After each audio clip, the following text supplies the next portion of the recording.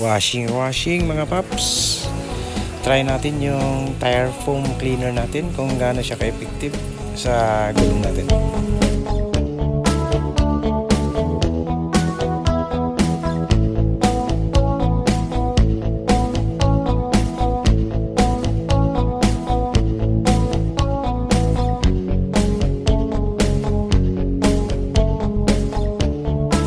Na-apply na natin mga paps.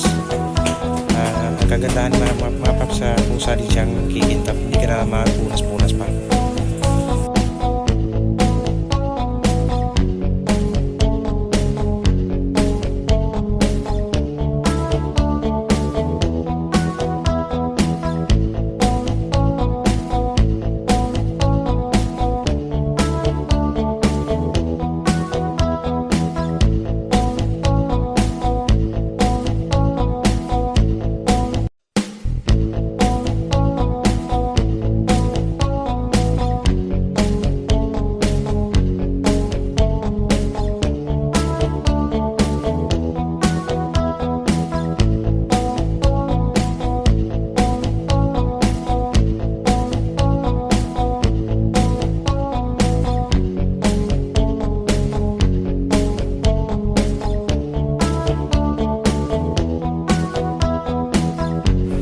Ito na siya mga paps, mukhang effective naman.